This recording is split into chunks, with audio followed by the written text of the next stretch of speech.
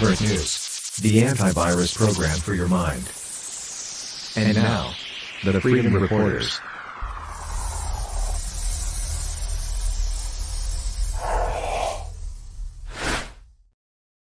Welcome back, everybody, to the Maverick News channel.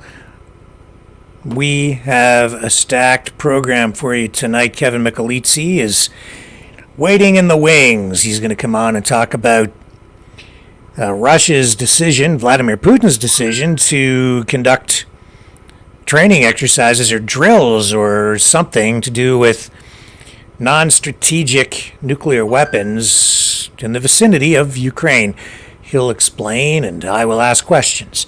We have ongoing protests at university campuses. Dragon will be joining us live shortly from McGill University. And Remembrance Day. All that happening while we also hear about a ceasefire deal that Hamas has accepted, and it looks like Israel is rejecting. Why? We don't know, because the details have not been released. We'll explain more when we come back on the other side, and that is when Kevin will join us as well. So, don't go away. The information war is raging. Truth without integrity is worth nothing. Maverick News. Because those who have power and those who seek it must be held accountable. The world is watching. Join our family of truth seekers. Donate today and add your voice to the chorus of Maverick Knights. Donate at maverickdonations.com. Truth. Integrity. It's the Maverick way.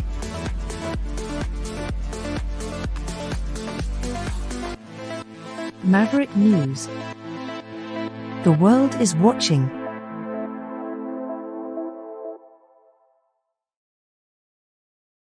And we are back, and joining us is Kevin Michelizzi from Crimea. And there is a lot going on where you are right now. Bring us up to date. You messaged me and said you had missile attacks there? Yeah, we had incoming missiles about, I don't know, whenever I sent that to you, for air raid sirens for about a half an hour. Turns out we had 3 cruise missiles headed towards the Kerch Bridge, but how far they got before they were shot down, I'm not aware of. It's just early reports on that. Well, we'll have to check back with you at some point to find out what the real information is. But we're really here to talk about tonight is this alarming information that came to light overnight involving, I guess, these exercises involving non-strategic nukes. What do you make of that, Kevin? Well, it's interesting that this warning came out when it did. This is the eve of Vladimir Putin being re-inaugurated as president of Russia, and tomorrow his entire cabinet will be dismissed. This is according to Russian law, and he will have to reappoint his cabinet. So timing seemed a little strange on this, but it's likely it came up due to rhetoric from the West. So what did we actually have going on? Well, Putin made this mistake that they're going to be training for the possible use of strategic nuclear arms. And you mean non-strategic? Non-strategic. Nuclear. So yeah, little nukes. Mini nukes. Mini nukes. Now, I prefer no nukes. Big, little, whatever. It will not be a great effect on the. I'm gonna stop you for a moment, Kevin, because your audio is glitchy. And we've been having some weird stuff happening here over the past, 2 days now. Last night, the entire broadcast was shut down after not firing in the. There's weird stuff going on.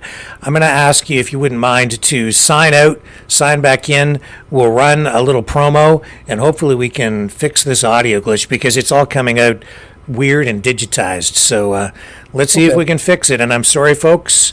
The gremlins are at work again tonight, so stay with us. We'll be right back.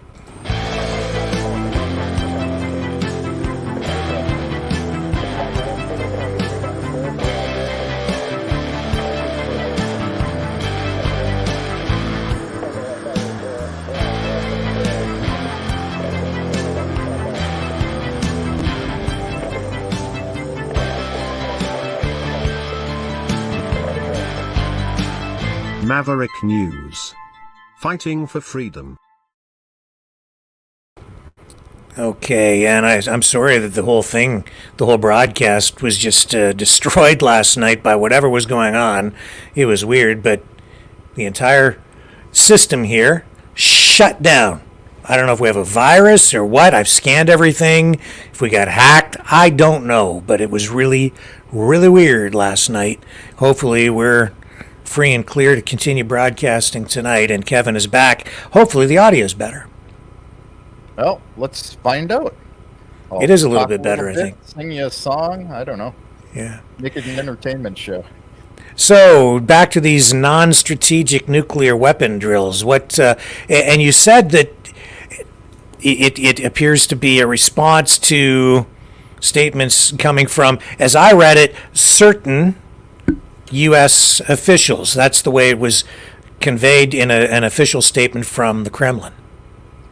Yeah, that was the official statement. Certain individuals. And, let's kind of take a look at, what this means. I mean, it means the stakes in the global game are rising. I mean, it's not just here in Russia, but, face it, looks like we're in World War III right now. We got Israel and Palestine, Hamas. We've got all this Cold War rhetoric going back and forth about, nuclear missiles and stuff. So likely on the eve of Putin being re-inaugurated, new cabinet being installed, this is a show of force and a public message to, like you say, the certain addressees, and realistically it is a training for, potential use of these cotton picking things. And of course, it's another negotiating instrument for Russia to use in the conflict. So, we've got Ukraine trying to drag Moldova into the conflict, and so they want Moldova to know that these missiles could come to their military installations. And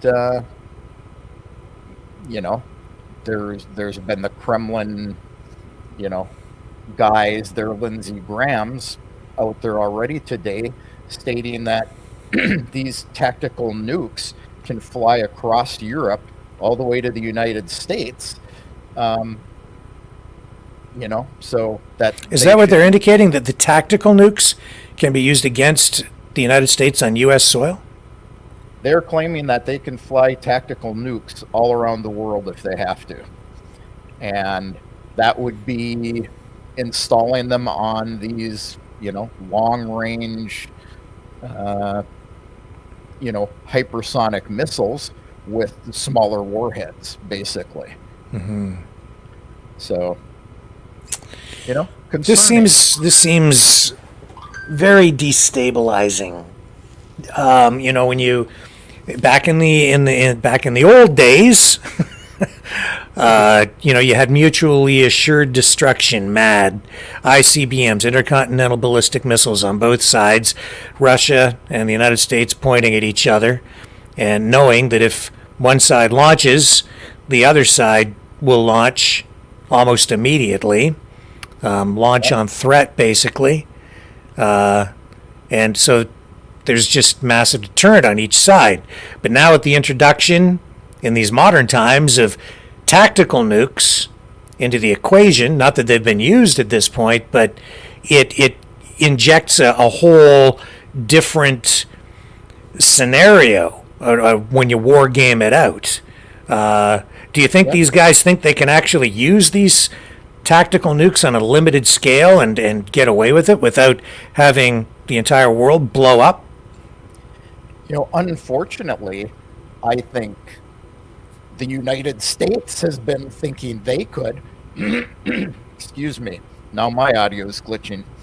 I think the United States for quite a while has been, throwing rhetoric about possible use of them and in a winnable nuclear war. So, I think this is more of a warning. I don't necessarily think it is a threat to actually use them, but couple interesting things about this.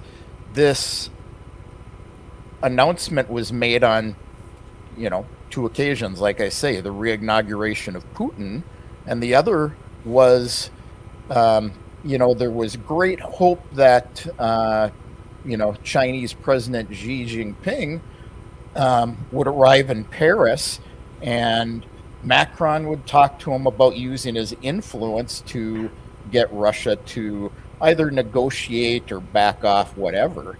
But this is the day he arrived in Paris. And, he's been talking about sending troops to Ukraine. Mm-hmm. Now, I see a lot of rhetoric out there, even in, the chat right now, that France has sent troops to Ukraine. That is not true. They've made statements that they were going to. They actually have released a statement saying they have not. But I want to look at this a little deeper about this threat. So this comes out, and all of a sudden, we have no voice today. So is the threat working? Poland today, their Minister of Defense announced that they are not preparing and will not send troops to Ukraine. They're the guys who are constantly talking about let's send troops and, help Ukraine out. The United States released a statement saying that they recognize Vladimir Putin as the president of Russia, and they reiterated that they will not send troops to Ukraine. The UK, the British ambassador in Moscow was called into the foreign ministry today, and because they said that Ukraine had the right to strike Russia and Crimea with British weapons, and he was warned that the response to these strikes using British weapons could be any British military facility and equipment in Ukraine and beyond could be hit. Now, France, they were summoned as well, and they were warned about their increasing statements about the country increasing their presence in Ukraine or deploying troops to Ukraine. And, they were told about how this would be a destructive and provocative line for Paris to take, leading to further escalation of the conflict, possibly on their military targets in Ukraine and beyond. And, let's realize that, NATO has troops there already. They have, officers that are, training and directing operations in Ukraine, and but these are, according to the Kremlin, doomed attempts. Doomed So attempts to to prolong or continue the war. prolong, yeah, not to get involved. I see. Yeah, and I mean that's that's what I'm reading, in some of the other online forums and so on. Some of the more prominent pundits out there are saying that this exercise is really meant to serve as a deterrent to NATO, so that it sends a message: don't send troops in here. Yeah. So I think the first guys to watch will be France. What does Macron do? The Chinese president and Putin are close personal friends. They have continued to support in a somewhat neutral fashion, calling for peace negotiations. And, I don't think Paris is going to get what they wanted out of his visit. Again, we'll have to see what happens tomorrow. I'm sure there'll be some announcement, but no, I also bring up Putin's inauguration because an RT source, this isn't something that I verified, but one of their sources has said that they have information that Ukraine is preparing a massive strike on Russia starting at 6 a.m. our time, May 7th. So the day of his inauguration, to disrupt that. They have been warned by Russia that they best not do this. So, it could also be related to that, but they're saying that they have inside information, we know how reliable that is, that there will be an attack by, 50 to 100 drones and dozens of long-range attack missiles, or their, Western European analogs, and that they first plan to launch the drones to try to use up air defenses and then hit a target that has been agreed on with their partners in advance. And we know that probably means the Crimean Bridge. Tonight was kind of a test with 3 drones, and so I think the timing of this may be related to that as well. It's going on May 9th here, so they're expecting big attacks somewhere between tomorrow and May 9th, where they have the big military parade in Moscow and all that. So, Right. So, just because they're conducting drills does not mean that they actually have tactical nukes stationed there. They may not.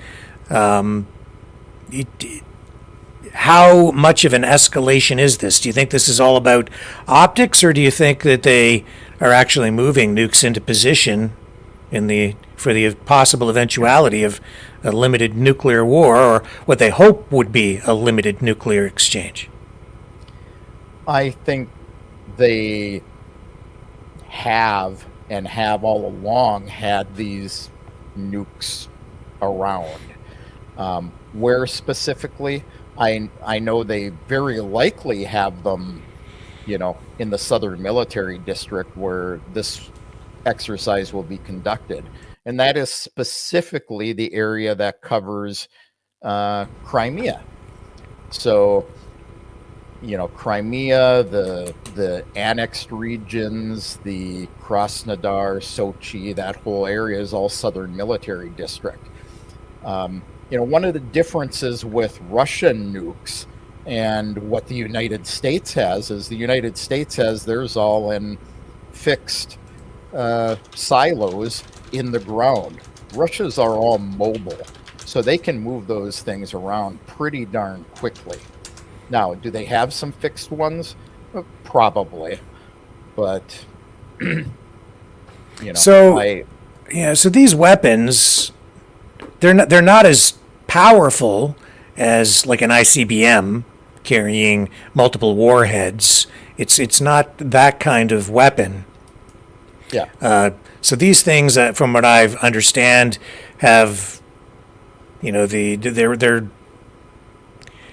like a fraction of a kiloton to maybe 50 kilotons or something like that. So what kind of damage do you think these would do if say one was detonated? I think a lot. Um, 50 kilotons is a lot. What was the size of the bombs dropped on, Japan? It's going to put radiation into the atmosphere at a minimum. 15 kilotons. I just looked it up. How many? 15. 15. Okay. So, what damage did that cause in Japan? Well, quite a bit. It was limited to 2 cities, but then you've got the nuclear fallout. You've got people, for years being affected. So these are actually bigger than the bomb dropped on Hiroshima. 15 kilotons on Hiroshima. These are up to 50 kilotons, and one warhead from an ICBM is about 100 kilotons. So that gives you some perspective. So these things, even though they're mini nukes today, they're like big boys. Yeah, they're over twice as powerful as a bomb dropped on Hiroshima. Yeah, and I'll tell you, you drop one of those things in Ukraine either side, and I'm going to hope that the wind blows, going north for the next 50 years. So, it would be devastating to a large area. It would affect a good part of Russia. It would affect Crimea, Belarus, all the bordering, former Soviet republics, and possibly, fallout as far as, Western Europe, Germany, all the guys making threats, Yeah. Well, I was watching John Mearsheimer. He was doing an interview with, might have been Piers Morgan. They were talking about this subject. And I like Professor Mearsheimer. I think he's right about a lot of things. The one thing that I found alarming, though, was, when he was talking about the way this would war game out for both sides, he indicates that he thinks Russia would look at the possible use of these weapons in Ukraine as something that could be used as a tool, and even as a deterrent, even if deployed, because they don't think the United States would respond. And I have to say, I think that's a miscalculation. I think that's wrong, because you nuke Ukraine with a bomb that's has twice the power of what was dropped on Hiroshima or Nagasaki, and people will demand a response from the people of Europe. Will demand it. The people in the United States will become so fearful that they will demand it as well, and it won't take long. I think that's a huge miscalculation. And, Professor Mearsheimer said he doesn't think the United States would respond because they would not want to risk, say, New York City or Los Angeles in a full-scale nuclear exchange, so they wouldn't want to escalate. I think that they would see that as being they'd be so afraid, and the public would be so ramped up that it would be inevitable. Yeah, I would not lay money on that bet that they wouldn't respond. Mm-hmm. And they're not the only guys who have nukes that could respond either. If we've got nuclear waste and fallout blowing over some Western European countries that have nukes, they could respond. And this whole thing of a winnable nuclear war is just an outrageous statement. if you're talking Russia and the United States, limited nukes could be theoretically winnable by one of them because it would contain the fallout, on one continent or the other. But, it is a potential potential world-ending event. I mean, I think you push the little button, you might as well push the big one. One of the main reasons is when it comes to any kind of crisis, catastrophe, even a minor hiccup in the stock market, human beings always tend to overreact in the beginning. That's human nature. You see it when the stock market starts to go down, people panic, and then it really plummets. And then on the way up, it doesn't matter what it is, what crisis it is, people flip out. Look at the pandemic, right? Major overreaction. The whole world got locked down. So what do you think is going to happen if you drop a 50 kiloton bomb, nuclear weapon, anywhere? People are going to freak out and demand a response. Yeah, I mean, I hope they're not looking at Japan and saying, well, the United States did it then and nobody responded. But at that time, there was only one set of guys who could respond, and they didn't, fortunately. Mm-hmm. And of course we were allies at the time. But I don't know. I would not go there. I think Professor Mearsheimer is incorrect on that. I think there would be a response, and you've got one guy spitting in the eye of the other, and then that guy punches, and then next thing you have an all-out fight. So yeah, and you unleash that kind of weapon, and the other side, well, now it's okay for them to use it too, right? In fact, they'll feel they have to. So if they don't respond by launching nukes directly at Russia, they'll certainly deploy them. I mean, where you, if with weapons of that magnitude, they're not going to drop them on Russian troops in Ukraine. I wouldn't think they're going to go straight into Russian territory with them. I would. They won't stop there. They'll. Yeah. Realistically, if they use nukes, Russia using them, they're not going to drop them on their own troops either. Mm-hmm. So I think your targets are going to be Lvov and Kiev. I think those will be the two targets. I think it'll be another Japan thing again. I think it's going to be two cities, and that's what they would drop them on.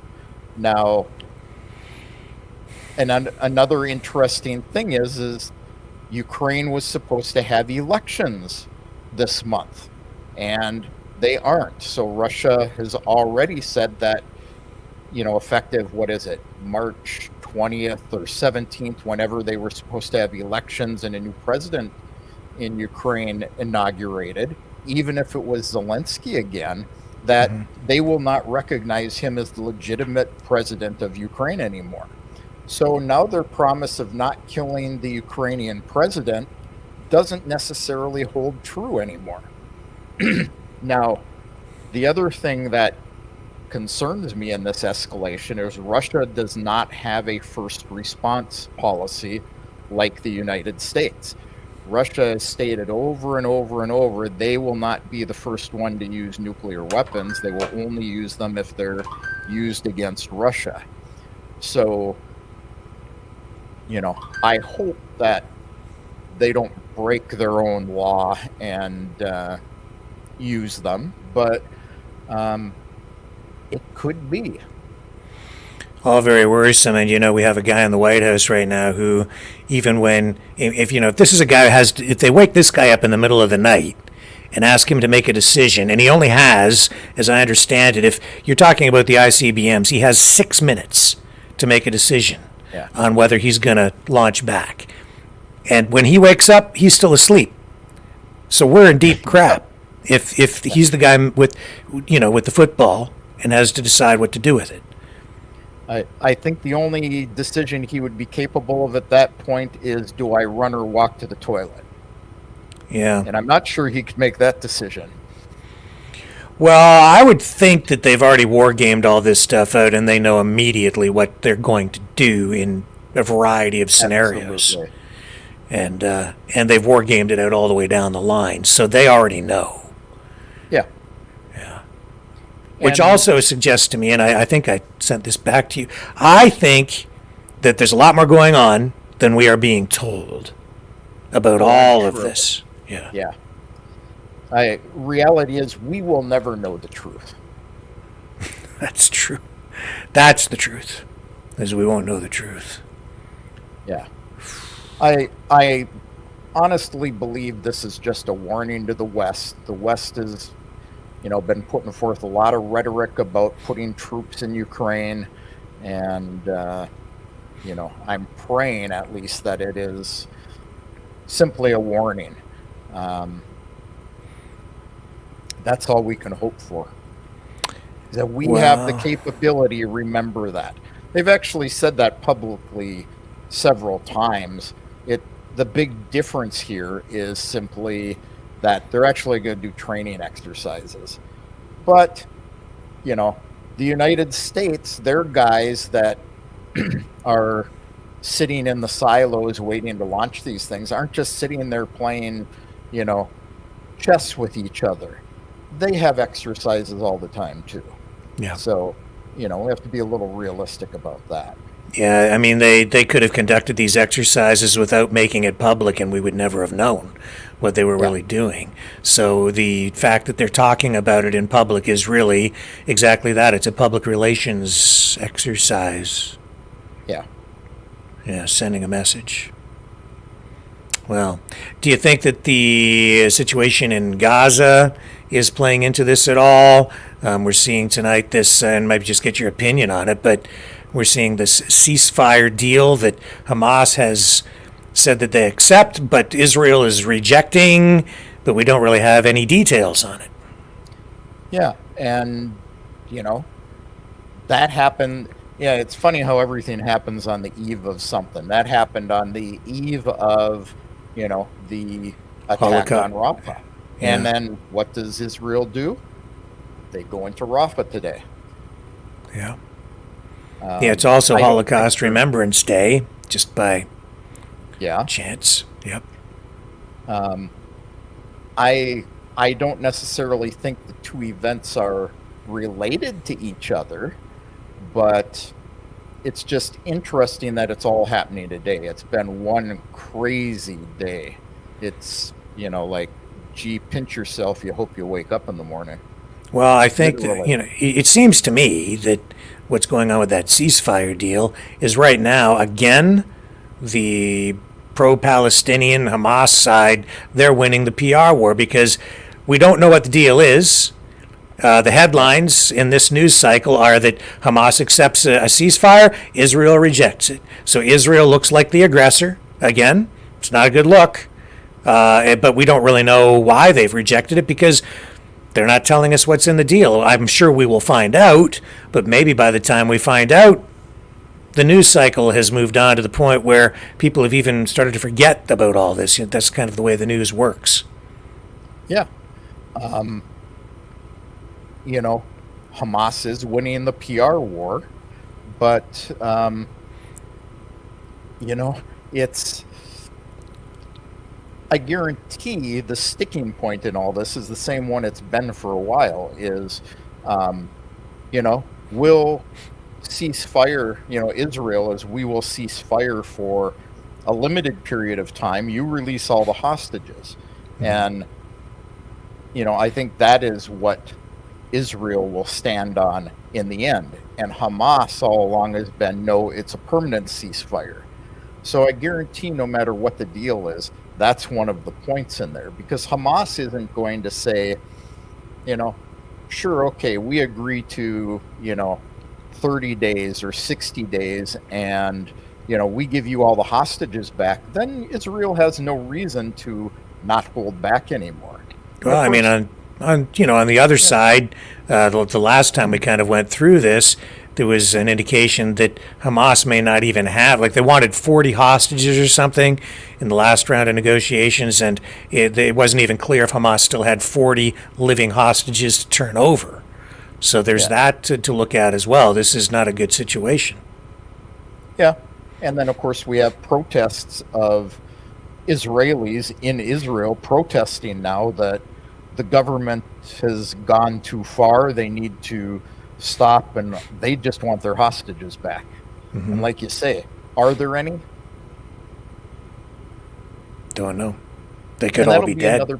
That'll be another PR win for Hamas, no matter how you look at it, because if they don't, they're going to blame Israel for, you blew up all these cities and the hostages were in the tunnels collapsed and killed your hostages.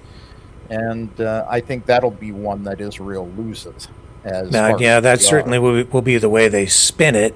What the truth is, again, I have no idea, because there's no way for me to know. Right. But did Hamas end up killing the hostages, or did Israeli inadvertently kill them when they were conducting their operations in Gaza? We don't know. We're going to get two different stories. And we never will know. I mean, let's look at Iraq. It's, just now coming out that the United States admits that was a big PR campaign. And, there were no weapons of mass destruction. And, so the truth will take years and years to come out, if it ever does. Right. Well, these things, they're layers upon layers of information and propaganda and a little truth over there and disinformation over there. And it's very difficult to really know what the heck is going on. And you're quite right. It takes years sometimes for these stories to be told in a better or clearer way. But even then, Kevin, I don't know that we ever really do get the truth on a lot of this stuff. Yeah. Will we ever know what happened to John F. Kennedy? Nope, I don't think so. And and I've said many times that there's so many different theories or conspiracies surrounding it that even if they released all of the documents, even if the truth was contained in documents they haven't released yet, people would still be so skeptical that the truth would never be recognized. So we'll never know, because those people would say, well, they still have documents they haven't released. They're secretly holding them, or that document's fake, or they'll never know. We're never going to know. Never satisfy the conspiracy theorists. Right. And the public loves a good conspiracy. Yeah, so. And why don't people believe what they're told and what's released and stuff? Mm-hmm. It kind of, what did you and I grow up with? Our mother's telling us if you tell one lie, it'll lead to a bunch of lies, and then you become a liar. Mm-hmm. Whether you're lying or not. That's right. Yeah. Here, maybe you can help us a little bit. Dragon's standing by. Let's bring him in on the conversation. He's at McGill University, and you can ask Dragon some questions about what's happening there if you like, Kevin. Dragon, sir, how are you? I'm doing great. What's up, Rick? I'm glad Kevin. Dragon? I'm glad to see you have your Exile the Knights of Malta T-shirt on. Well, it's my crew membership kind of thing, so I need to be gear up, Yes. Give us the lay of the land. What are you seeing at the protest on McGill University grounds tonight? Today it's pretty animated. I could tell you that there's some new slogan coming around. A lot of chanting with the Island of the Turtles stuff. Look, they are pretty much in fire. You can hear that from here, I think. So, it's pretty animated. Peaceful, though? Yep, it's peaceful. I think we cannot have any more peaceful than what you get. Yes, I think McGill, out of all the campuses, that I've seen. McGill is maybe the most civilized protest out there. I haven't seen any clashes, or are you aware of any problems that they've had there at all?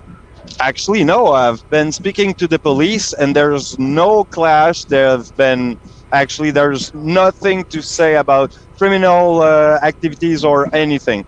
So it was peaceful. Everyone has been basically positive in a way. So yeah, it's kind of cool. What do you think, Kevin? Well, I find it interesting, how peaceful it is. Now, Reagan, has there been any outside forces of, anybody other than the police there? No, actually, the only protest that was held yesterday was just on the other building in front right there. So they were walking on the street, but it was pretty much peaceful. Nobody was making any breaking entries on anything, or no breaking, no nothing. It was peaceful. Yeah. It's kind of weird. The way things should be, yeah.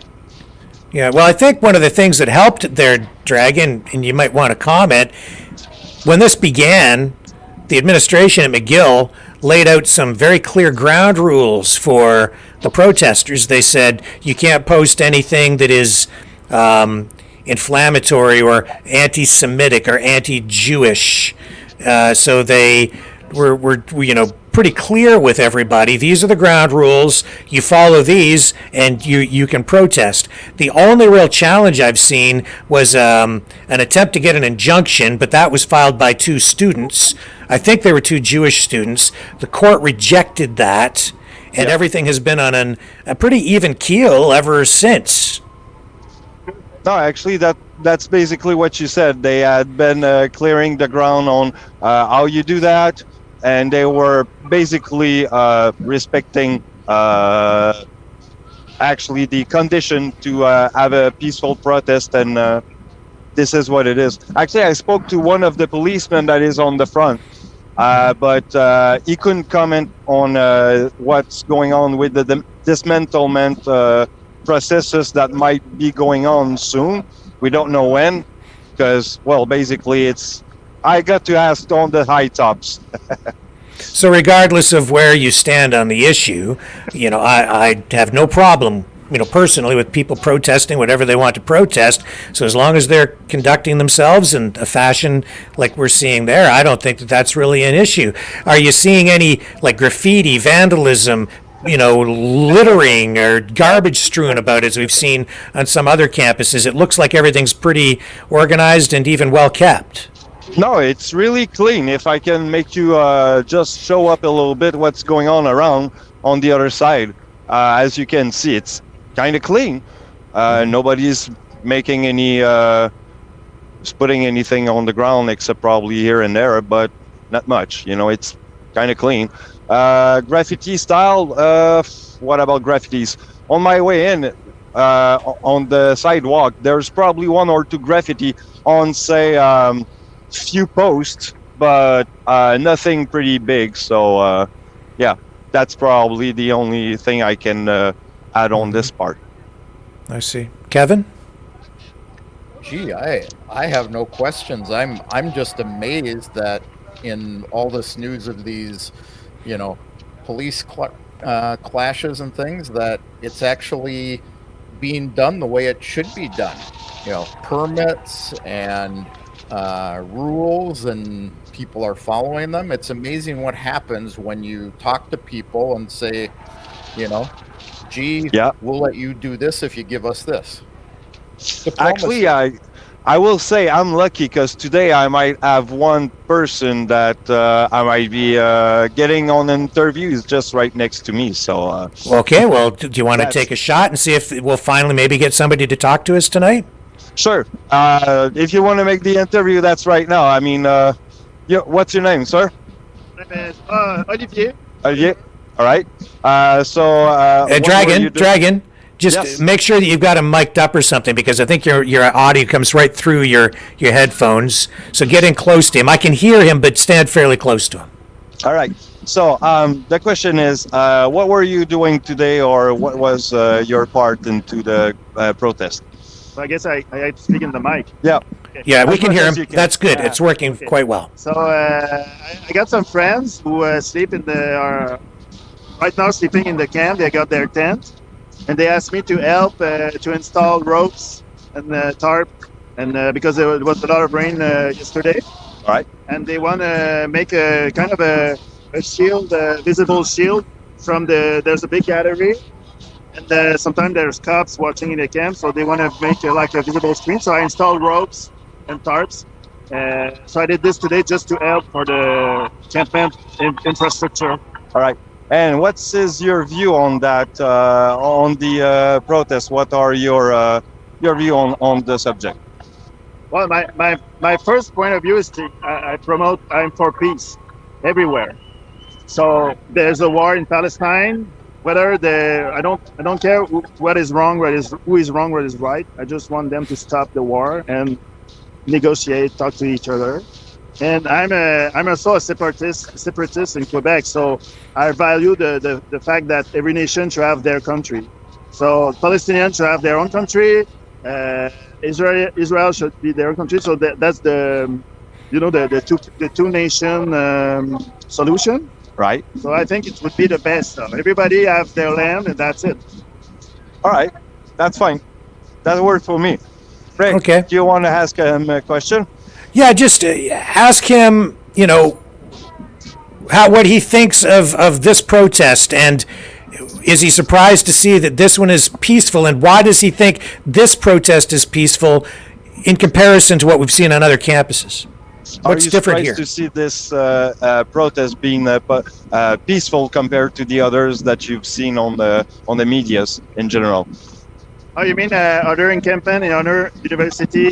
University, like in the United States or worldwide? Yeah, no, I'm not surprised because in Quebec culture, we're really a pacifist culture in Quebec. We are used to be a big gathering without violence. The country is very special in Quebec because you can have like big festival, thousands of people on the streets, nothing happens. But if you go in Europe and Middle East, whether there's a big crowd, there's already some riots. So in Quebec, it's a good thing in the Quebec culture is that we are really non-violent. And even the police, the judge here, they had an injunction. They tried to add an injunction to stop the camp.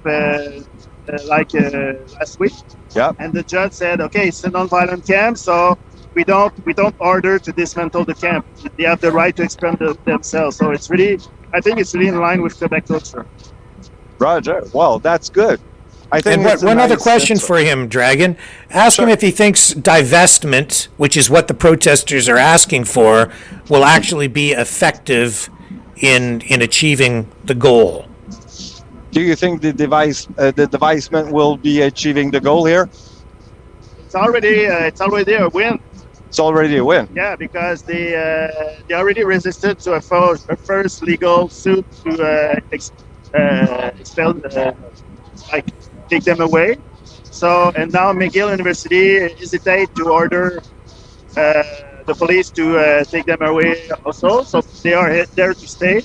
They are peaceful. Their message. It's kind of ideal situation because they can spread their message 24 hours a day. It's like a demonstration that never stops. Right. So for me, it's a win.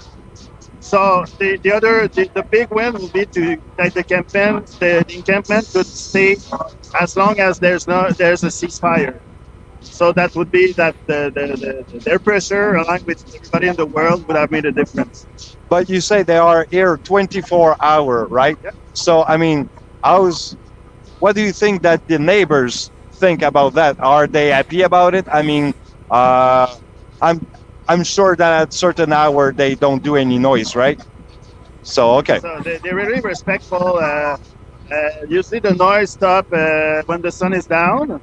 There's no fire. So usually in the night there's kind of a cinema with documentary. And I slept here last night, and about 11 o'clock there's no sound. Okay. But by the way, there's not any much neighbor because we installed a university here. The other side of Sherbrooke is just business building. Right. So there's not really much neighbors and residents in the area. Okay. So I think that's a good one. Yes, sir. Well, tell him we appreciate his time very much. Tell him thank you, sir. I appreciate it, Olivier. Merci. Thanks for your work. Thank All you. good. It's such a Canadian protest. It's so Yeah. It's one of those good things. I'm glad that I'm here to show you what it is, because yeah, it's one kind of a view, right? And tell you what, the world is watching. So indeed. Kevin, any thoughts before we cut Dragon loose here tonight? Yeah, Dragon. One question that just came up, and sure, you're always very objective in what you're talking about, but I want to ask your opinion. Do you think a two-state solution is a doable compromise for Palestine? Well, it depends on what that is. In my opinion, well, both could probably sit down and talk and probably agree on something. But on the other end, how's the grudge going between them? Is that a possible way? Is that a possible come out? It's kind of hard to say yes, but I would wish that we have some agreement and probably stop the war once and for all. That's my point. Could you maybe walk through the crowd again for us a little bit and just give us a better idea of what we're dealing with there tonight, Dragon? And I'll throw my 2 cents in on that. I don't think a two-state solution is likely to happen because I don't think either side wants it, frankly. I don't think Hamas wants it. I don't think the people in Palestine want it. I don't think Israel wants it. I think there may be other people in other parts of the world want it. I think maybe the United States wants it. Maybe we want it. But it's not going to work if those two sides can't agree on it. Exactly. I will agree on that. Yeah. I mean, just look at what's going on with this ceasefire agreement tonight.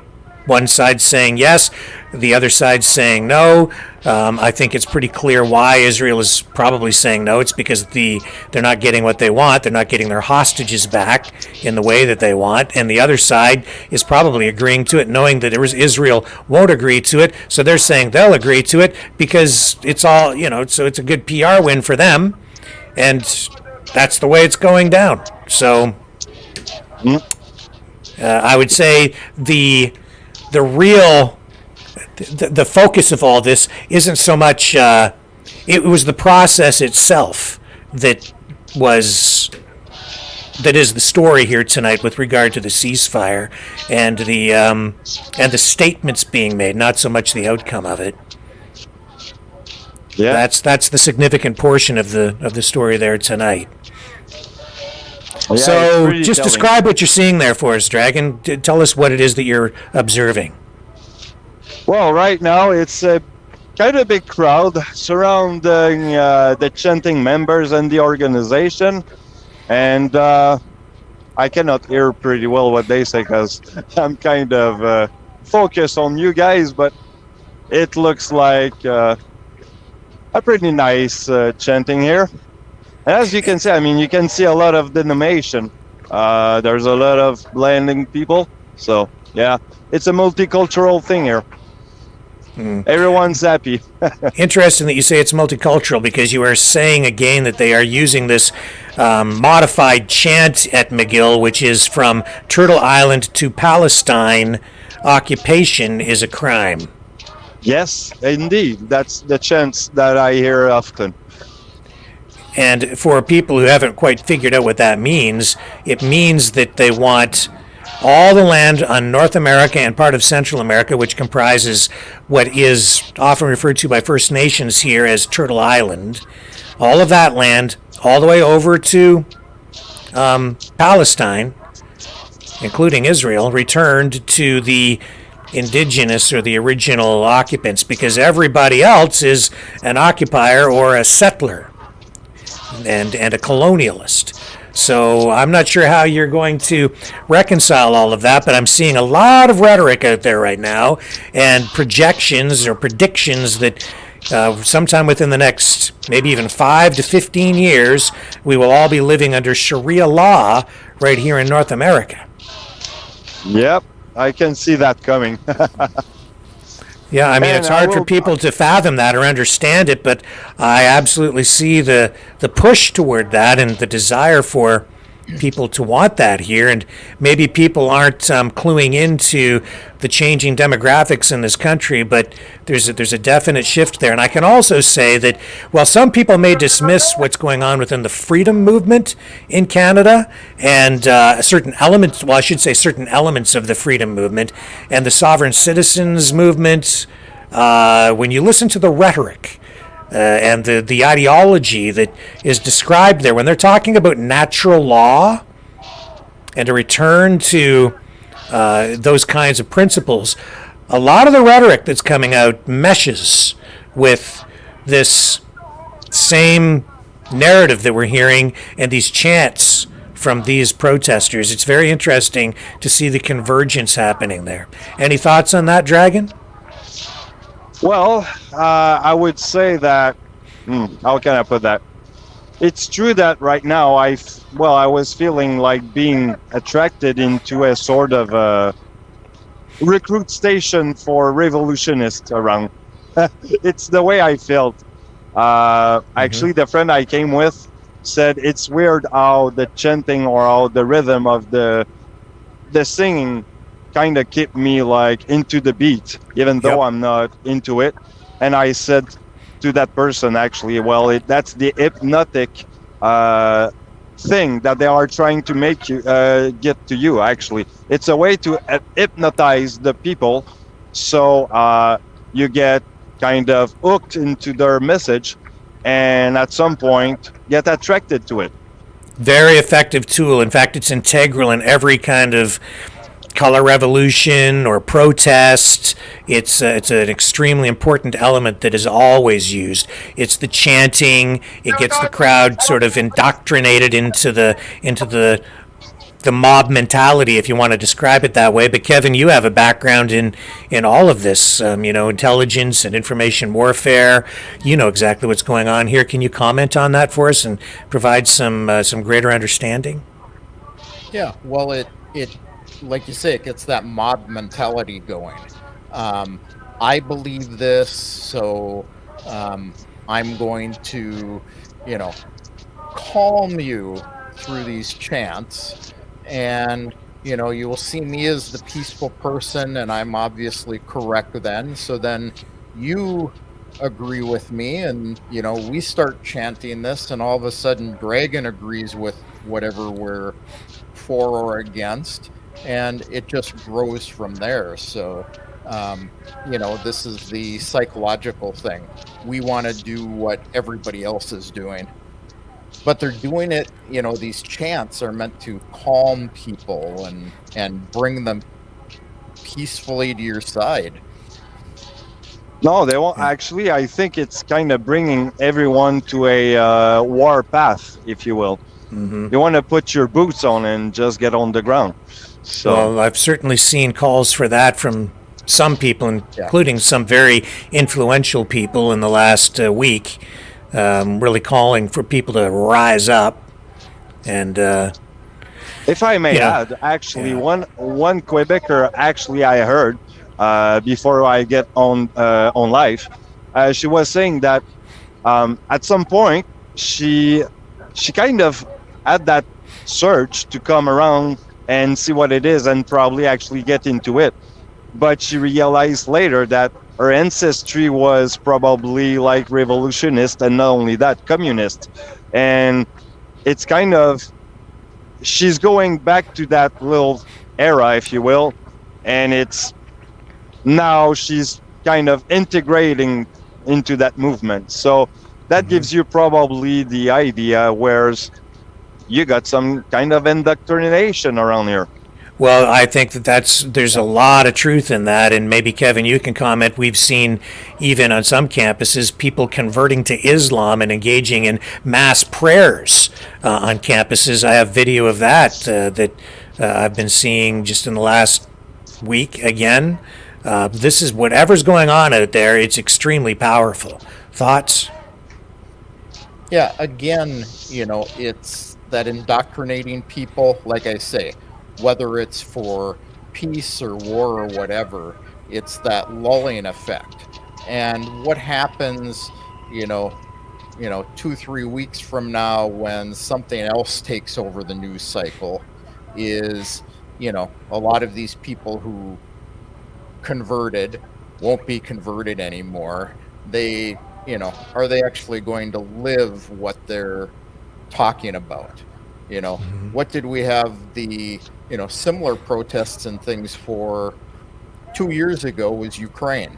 Now nobody thinks about that much anymore. They want out of it, so now we have a new thing.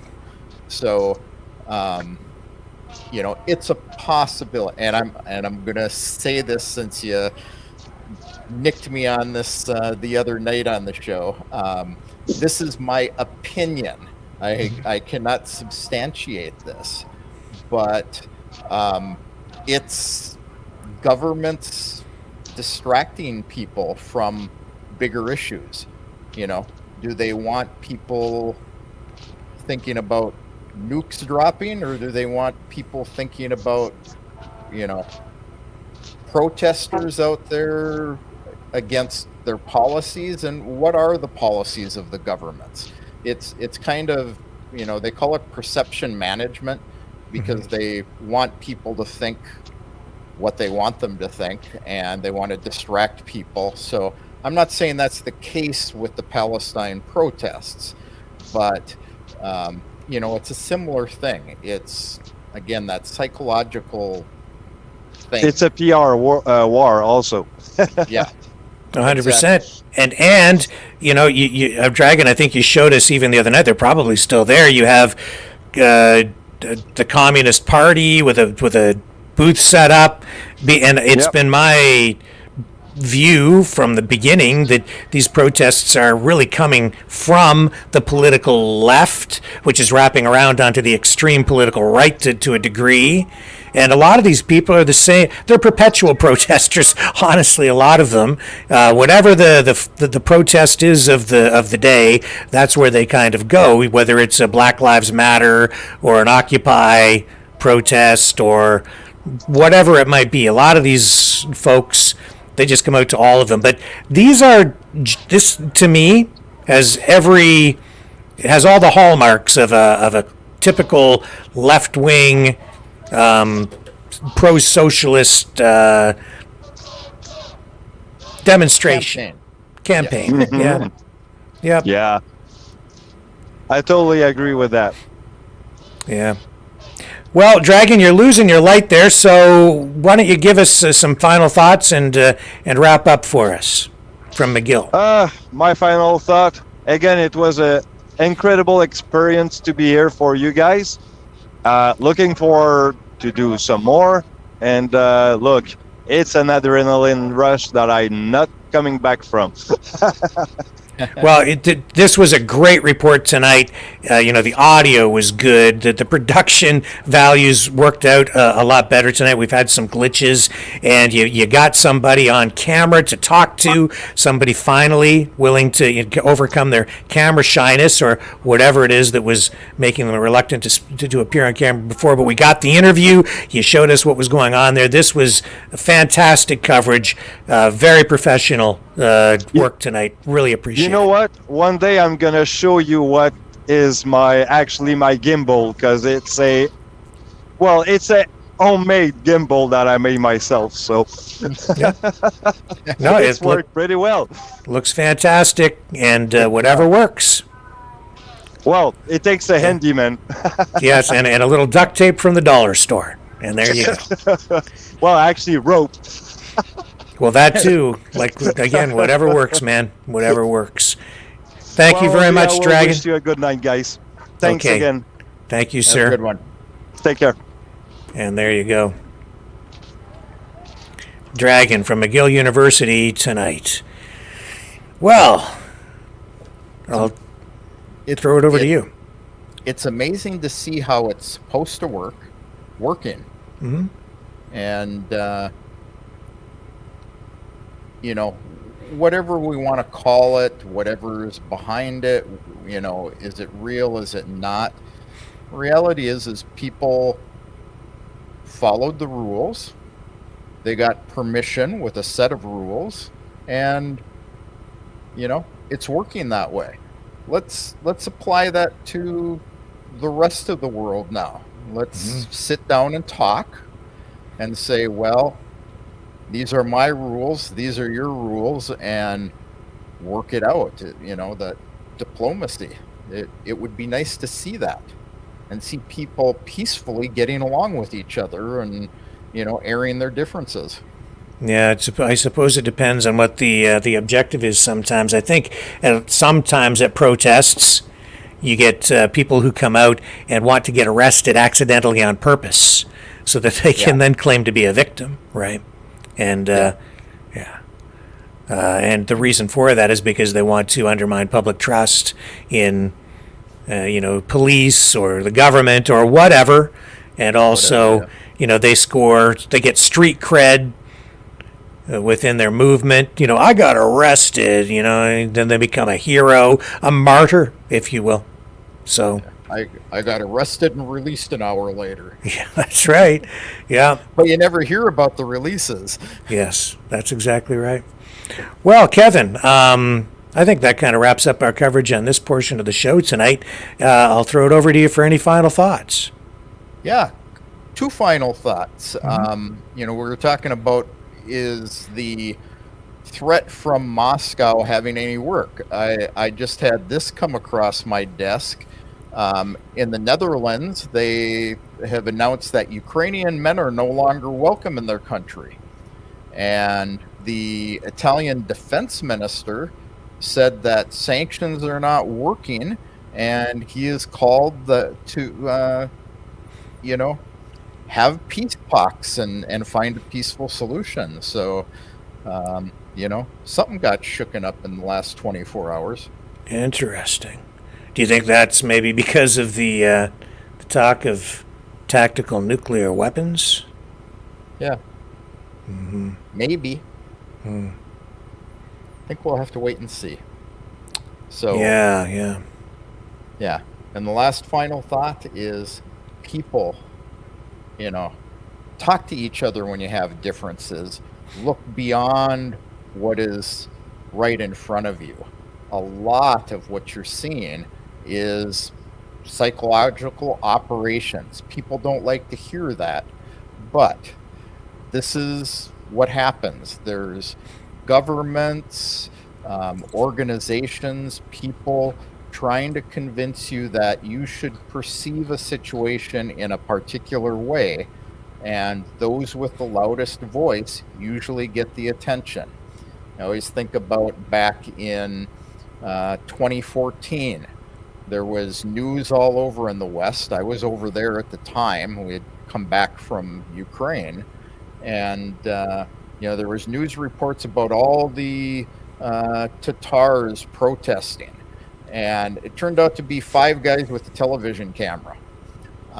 You know, this was the big group, but the way people show the gatherings of people and whatnot are often meant to give you the impression that there's thousands and thousands of people, and there aren't. Right. So just look beyond that. Yeah, it's important because I know from covering news for a long time that when you're out there covering a protest like that, you can make a small crowd look huge by standing far away and using you know, an extender zoom lens and compressing visually the image so you can take a small group and it makes like the small group look like it's big. You zoom right in on it, right? That's sort of the trick. And if you stand close but you pull back full wide with a wider lens, you can make a big crowd look a lot smaller than it is. It's an optical illusion almost, right? Because the lens, a 50 millimeter lens, is basically the way human eye sees. But anything else, any other kind of magnification, distorts the reality. So everything you see has some degree of distortion. And that's just one example of how your perception is altered by what you're watching. Yeah. I agree. Yeah. Well, I'm glad. See what happens when you talk? Yeah. Gee. Well, I'm going to continue on with other news here tonight, Kevin. I know it's like 2 a.m. You're welcome to stick around, but you might want to go and get some shut-eye. Nope, it's 3 a.m. I'm going to go to sleep and hope there's a world to wake up to tomorrow. Yes, sir. So let us know if you get any information on what happened with those missile strikes. I hope that you, your family, your neighbors, everybody there stays safe. And thank you, sir, for your time here tonight. As always, incredibly valuable and just extremely constructive stuff. So thank you. Always my pleasure. Thanks, Rick. Okay. And folks, I will be right back on the other side of this. And thank you again to Kevin and Dragon for probably the best coverage we've had on any story from the field and from Crimea, direct from Kevin's studio. So, great coverage by those guys. Appreciate it. I'll be right back.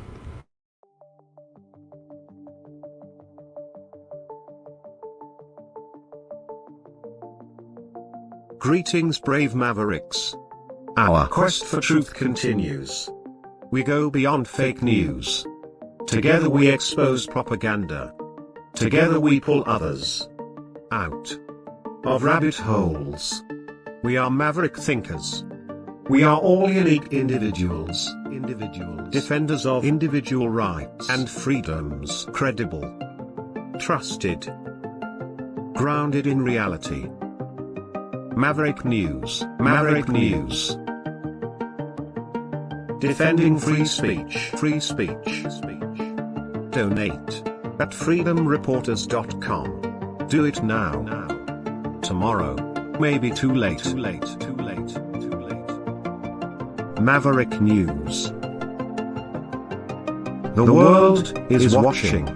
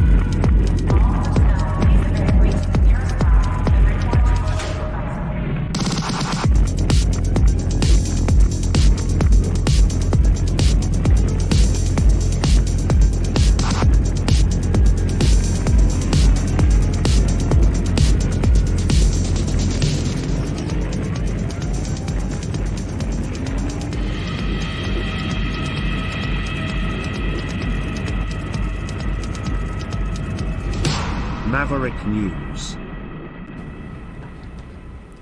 The world is watching.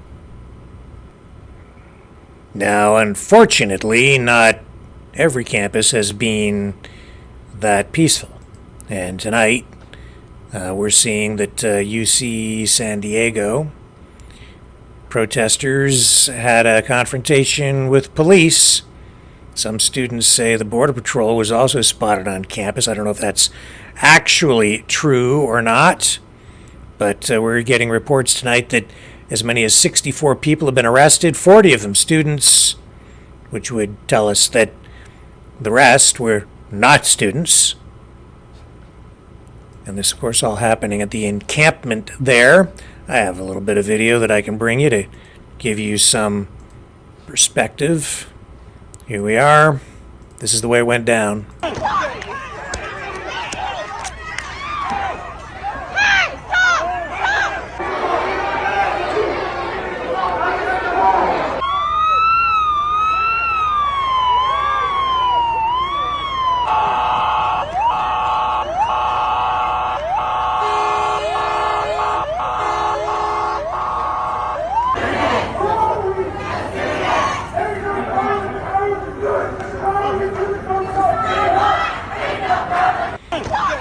And there you saw them those protesters in handcuffs walking up the stairs in custody. Now, here, back at Columbia, law students are now demanding that final exams be canceled. They want everybody given a passing grade without taking the exams. They say that's justified because the students there, everybody there, is so traumatized from police violence that they just deserve a pass. Now, I have to say, as you can see, that is making me laugh. Just a little bit. Maybe a lot. I don't know. Okay, if you say so, guys. Here's the way it looks at Columbia.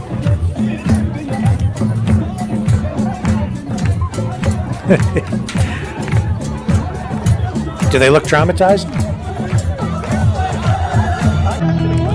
That's okay. You don't have to do your exams. You'll pass. And I guess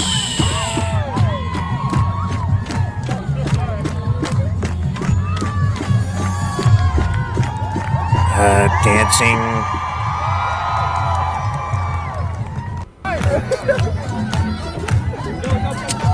Okay.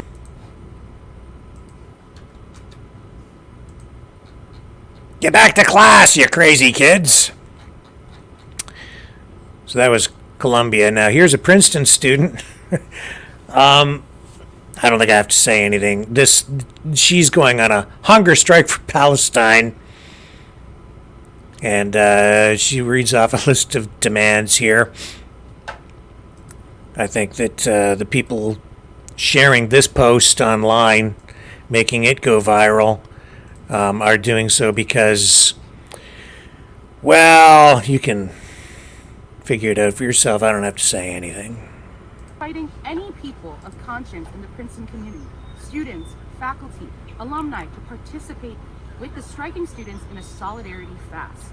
In just the last few hours, we've had commitments from at least 6 people from Princeton Theological Seminary to participate in this solidarity fast, with more coming in by the hour.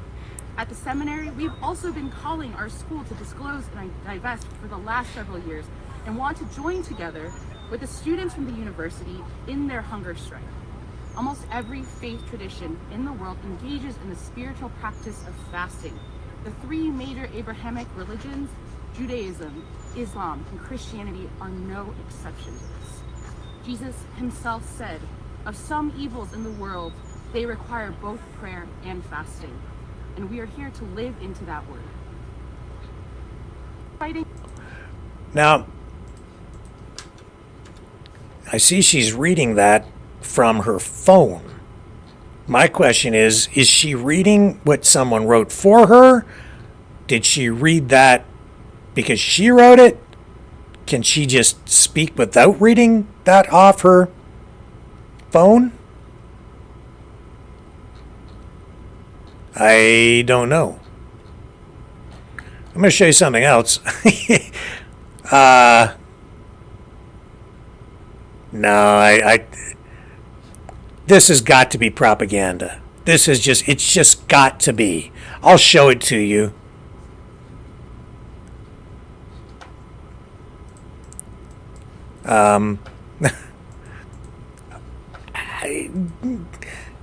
This is preparing for the Rafah invasion in Gaza, or so it says. You can make up your own mind.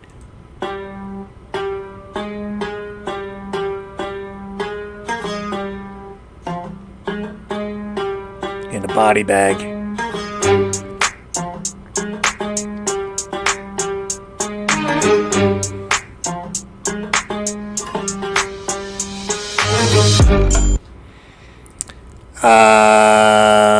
I don't know what to make of that. It looks totally fake to me. It's faking.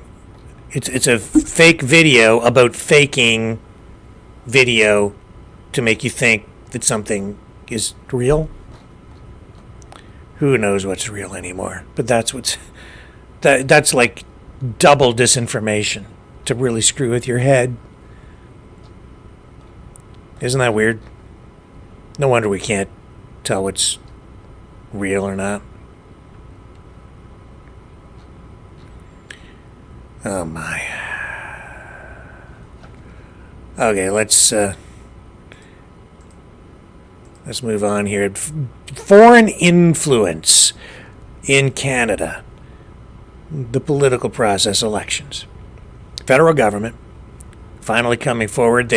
We heard over the weekend, I reported this here on the weekend, yesterday as a matter of fact, that the federal government would be coming forward with actions to address this, which is a growing concern for people. And we just went through the entire inquiry into foreign interference in Canada. And so today, Democratic Institutions Minister Dominic LeBlanc and Justice Minister Arif Virani spoke with reporters up on Parliament Hill. They tabled legislation aimed at countering foreign interference. Bill C-70 includes a proposal to set up a registry of foreign agents operating in Canada. An independent commissioner would oversee the registry. The legislation also proposes new powers for the Canadian Security Intelligence Service.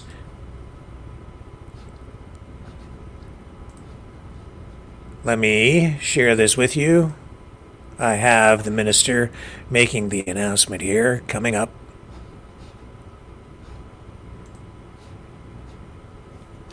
Oh, hang on. It's just a little difficult for me to cue this one, but I've got it. Trust me, I've got it. Here comes Dominic LeBlanc. Representing the Trudeau Liberals. Here he is. And thank you for joining us. Earlier today, our government introduced an act respecting countering foreign interference, a bill which would give Canada new, modern tools to combat foreign interference. Canada is a strong, open, and free democracy. These strengths, however, can make Canada a target for those who wish to advance their interests to the detriment of our own. To achieve their aims, foreign states may recruit, witting or unwittingly, individuals to assist them on Canadian soil. They may also attempt to silence dissidents and promote narratives that are favorable to their country in a clandestine manner. Such actions constitute foreign interference. It is a deliberate attempt to disrupt the fundamental values and freedoms that, as Canadians, we cherish and that are at the very heart of our free and open society. Malgré le fait... Okay. So we will see if that legislation passes. My guess is it will. I think it will get the support of the NDP, no problem. The Conservatives, who knows where they will come down on it. I think after it's studied more, they may have more to say about it. My guess is they'll say it's inadequate, especially heading into the next federal election. But we shall see. Today was Holocaust Remembrance Day, Yom HaShoah, and we saw the Prime Minister join an event along with other federal leaders, including Pierre Poilievre of the Conservative Party of Canada, where they spoke not just about the Holocaust from World War II, but also the events of October 7th. Let me bring this up for you. We'll start here with opening remarks. Just a brief clip from the opening remarks today at the event.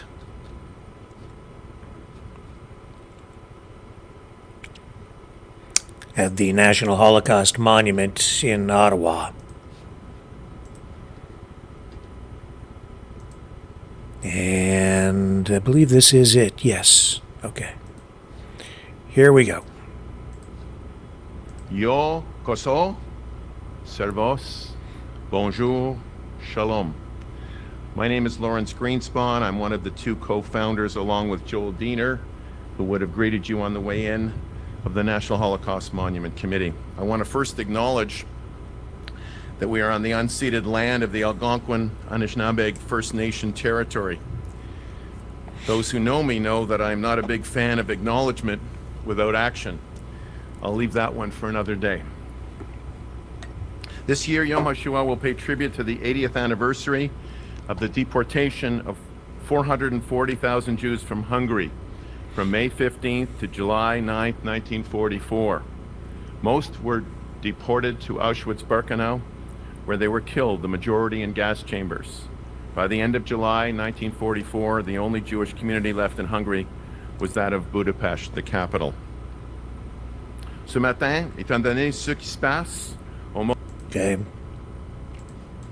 Lawrence Greenspan, a very famous, successful Canadian lawyer. Also there today, Justin Trudeau. I hope we still have his clip queued up here. I believe we do. Where'd you go, Justin? Here you are, sir. Okay, let's bring up Justin Trudeau again at the Holocaust Remembrance Day event in Ottawa. Here he is. On doit l'exercer en confrontant toutes les formes de haine, d'intolérance et d'antisémitisme.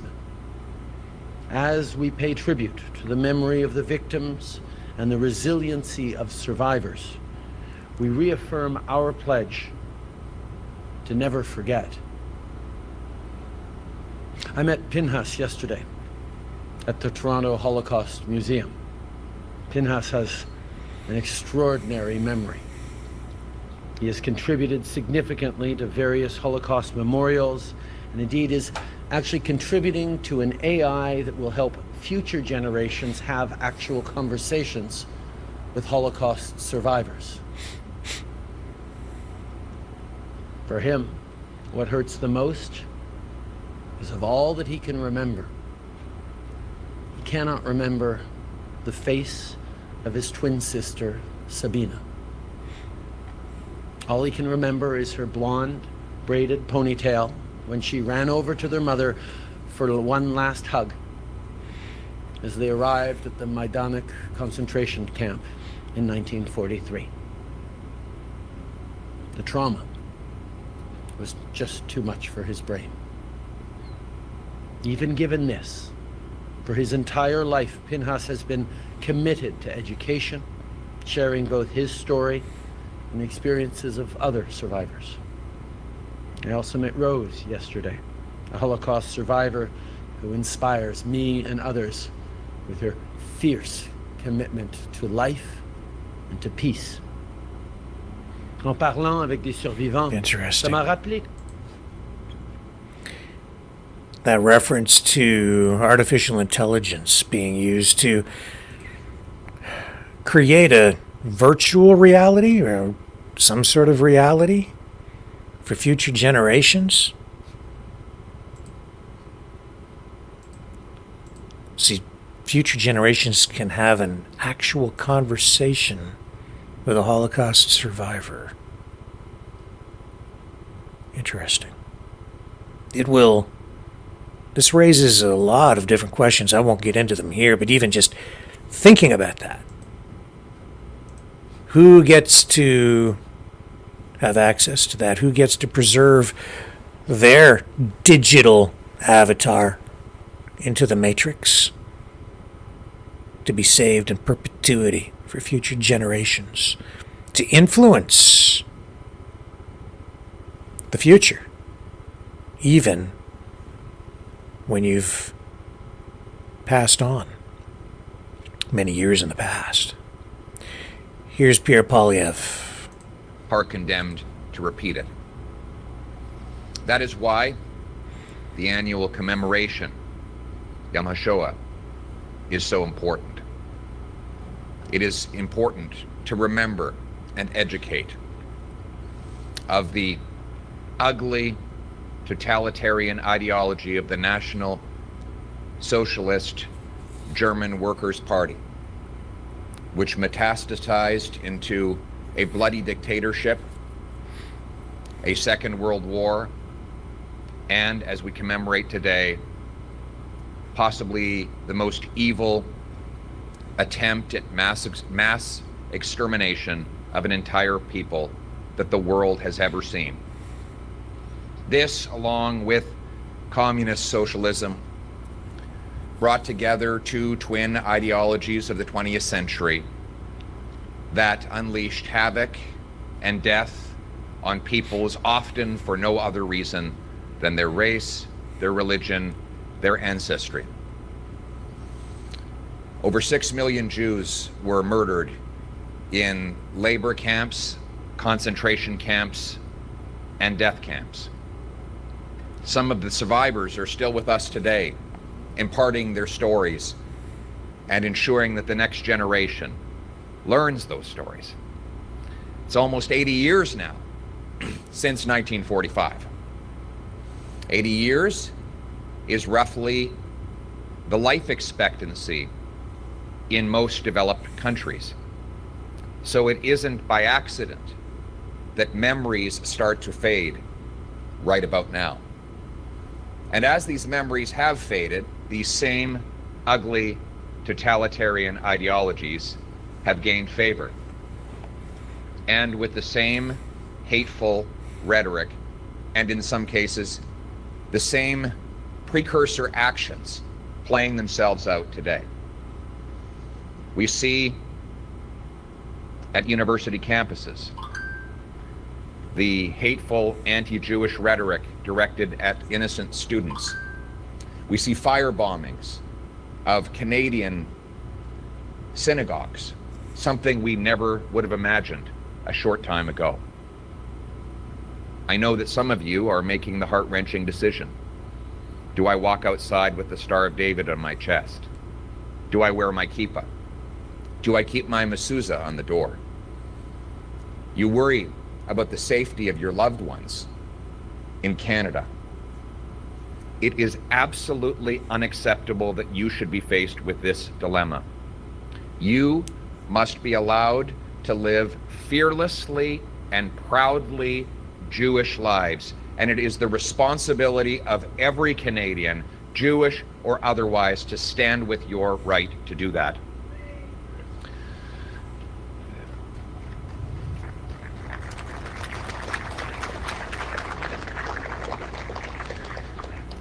The hatred that we see in our streets, of course, has been amplified by the genocidal attacks of Hamas on October the 7th, almost 7 months ago. This was an attempt at genocide. It was the biggest mass murder of Jews since the Holocaust. It was carried out by an organization that had full autonomous control over Gaza and enjoyed a ceasefire. It was living right next to the Jewish state, which had vacated the Gazan lands and allowed, with perhaps some retrospective, we look back on that decision and we look back at what it resulted in. It allowed the Hamas regime to make autonomous decisions in governing that land. And as of October 6th, there was a ceasefire. And then on October 7th, Hamas carried out one of the most sadistic attacks ever witnessed in human history. The only difference between the Nazis and Hamas is that while the Nazis were cowardice and in some cases attempt to cover up their evil, the Hamas terrorists bragged about it, recorded it, put it on display on social media, took sadistic delight in what it had done. To this day, Hamas has said that if it gets the chance, it will repeat the attacks of October 7th. And that is why it is incumbent on all democratic governments to state clearly that there is only one way to end this conflict, and that is for Hamas to disarm, to surrender, and to turn over the hostages. Bring them home.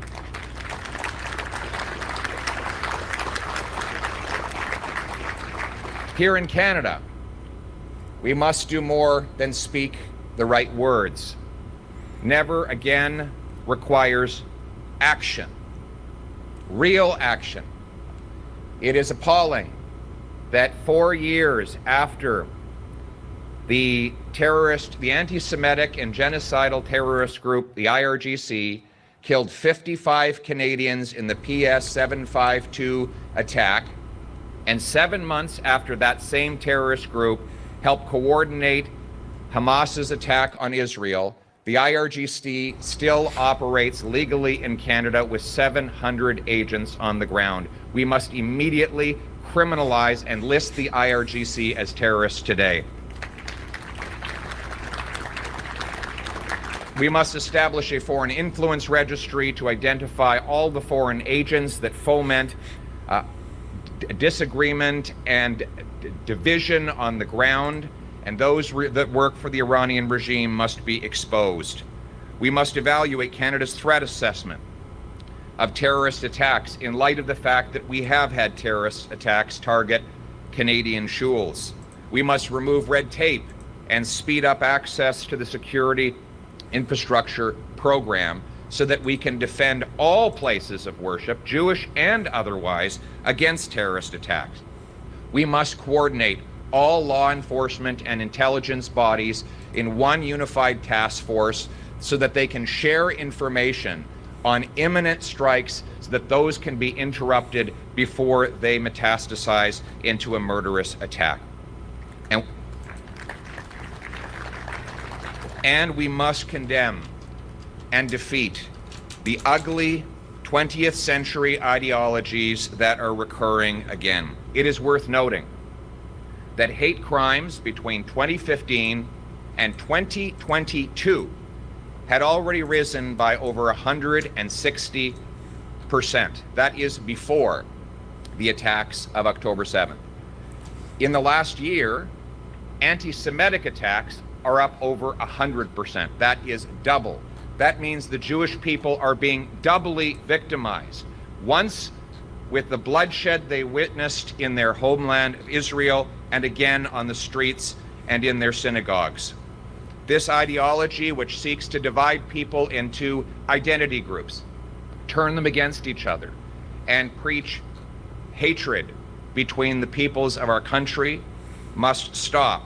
We must replace it with an identity, with an ideology that views everyone as an individual, that celebrates their personal character rather than denigrating their group identity.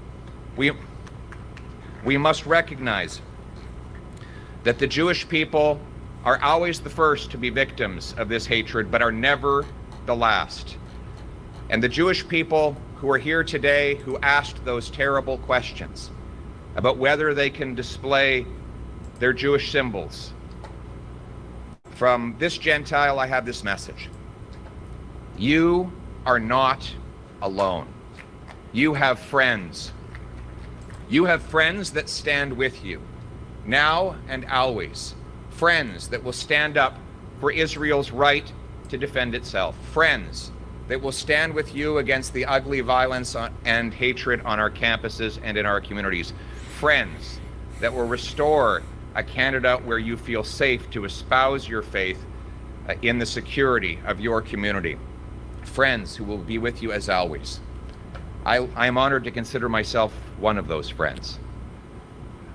To the students who were part of the March of Living Committee. I did the March of the Living years ago between Auschwitz, the first concentration camp, and Birkenau, the most deadly of the death camps. And amid all the horror that history testifies in those places, I saw hope. There I saw young Jews placing stones on larger rocks, rocks acting as the replacement for tombstones that were never able to be laid, with the message to ancestors that we're here, we still love you, we haven't forgotten. Israeli flags blowing in the wind, the Star of David in the sky, as a message to the defeated Nazis: you will not stop us. We are still here. We are still Jewish. We sing the same songs, practice the same faith, on the same land as our ancestors over 3,000 years ago. The trash can of history is filled with those who have tried and failed to destroy the Jewish people. And once again, the Jewish people will triumph. Your friends will stand with you in this triumph, and we will say loudly, here and everywhere, never again. Thank you. Pierre Poilievre, Conservative Party of Canada, and that, I would say, just, was perhaps the most powerful speech given there today, in my opinion, from what I saw. And he spoke of the March of the Living. I've said also from the beginning that people need to understand that a lot of what is going on in Gaza is about martyrdom. And this is why people can't understand why the conflict has unfolded the way that it has. Martyrdom. All the children who have been killed, I have argued that they haven't just been killed, they've been sacrificed by Hamas and an ideology that puts martyrdom on a pedestal. If you need to understand what I'm talking about, just listen to this exchange, an apparent recorded conversation between Israel, an IDF officer, and a civilian in Gaza.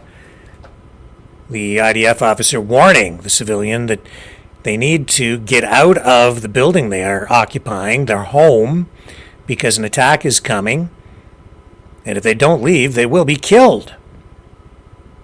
The civilian doesn't want to go. Listen to this. I'll read the text on the screen because it's not in English. It says, the blast radius will be immense and will put your life at risk. This coming from Rami, the IDF officer.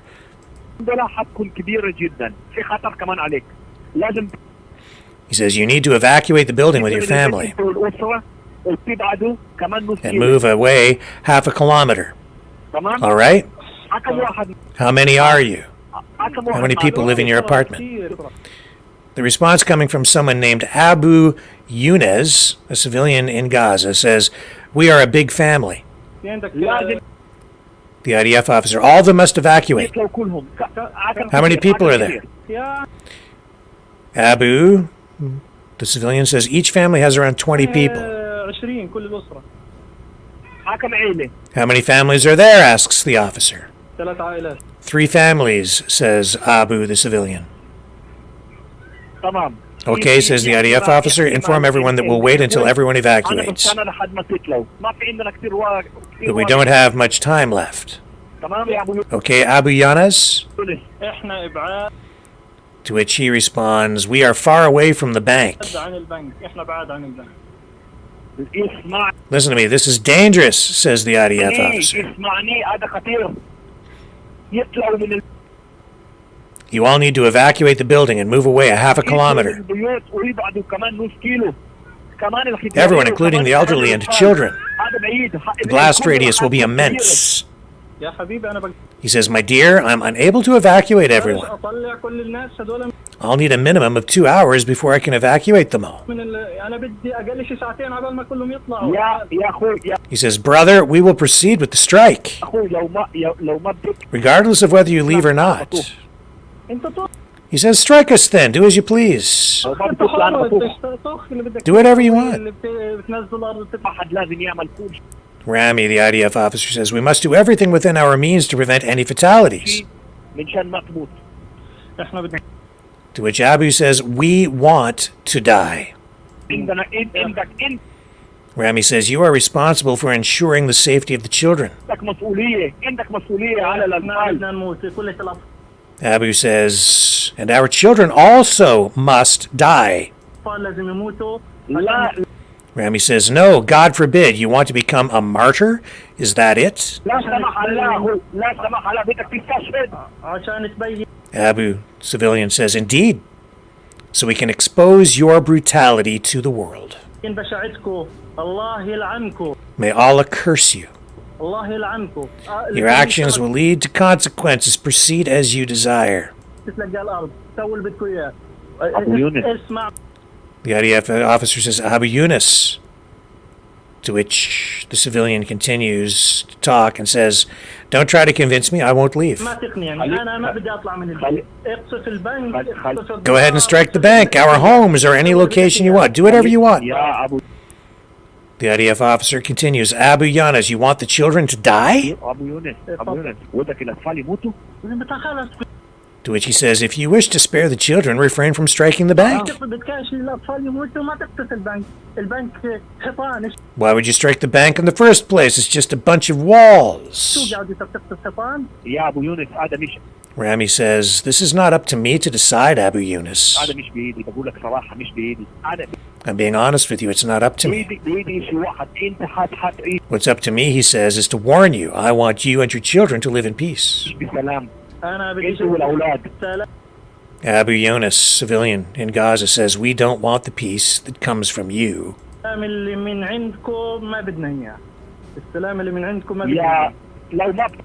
the IDF officer, says, if you remain in the building, it will be considered suicide, which is haram. Your Quran forbids it until about the 1970s. The Quran, you know the Quran, says Abu Yunus? Rami says, you are cursed in the Quran anyway. And Abu continues, do whatever you want, my dear. Everyone wants to die from our side. We love death the way you love life, he says. We don't want the kindness that comes from you. Notify your leaders at the IDF that Abu Yunus refuses to evacuate the building. Do as you please. Rami, the IDF officer, says, fine, then I'll let them know.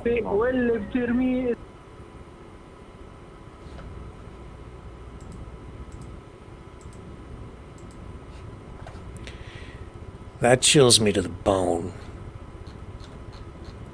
And it tells me that I've been right about that from the very beginning, and I wish I was wrong.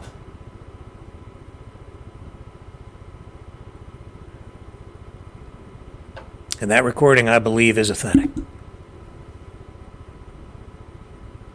Always the potential that it was not, but in that case, it definitely has the ring of truth. I'll be right back.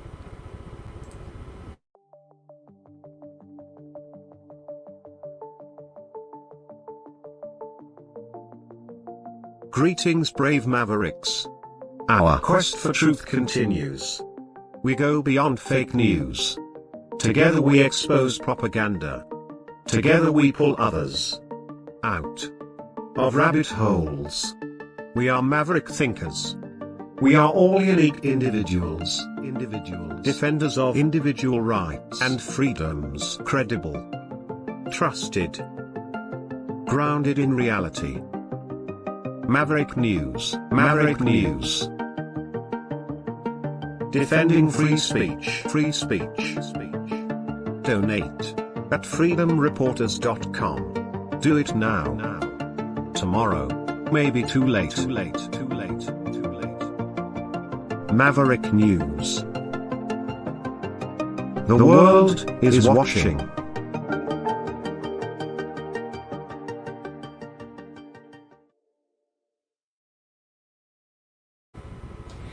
Yeah, and I see a couple of people in the chat. Well, I think there's John. And of course, John is saying that it's fake. But you know, John, my friend, it's easy to dismiss things that are an affront to your perspective when they blow up your reality. It's an uncomfortable truth sometimes that does that. And it's a mistake to not leave yourself open to varying points of view and be selective in the truth that you choose to embrace. And it isn't just that call that backs up what I've been saying. It's the writings of Hamas and leaders from the Islamic community. And a change in ideology, intelligence reports, a change in ideology dating back to the 1970s, giving and encourage people permission and encouraging martyrdom, which is why you began to see an increase in hijackings and other terrorist attacks beginning in the mid to late 1970s and wrapping up since then.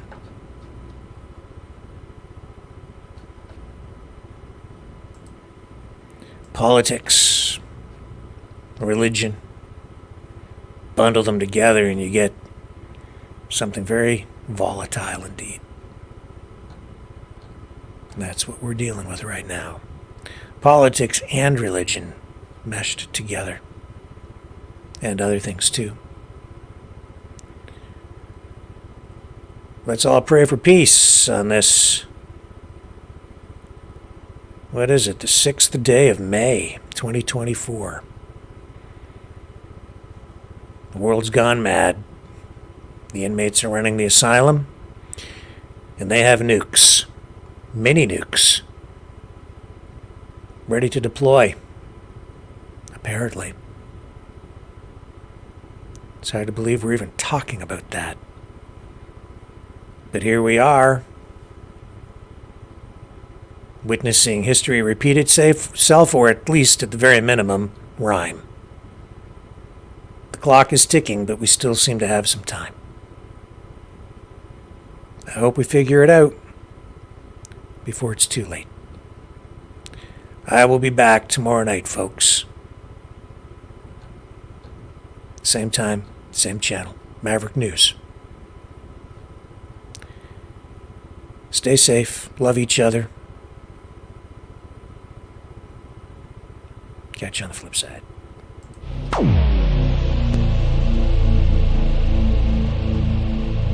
This has been a Maverick Multimedia production.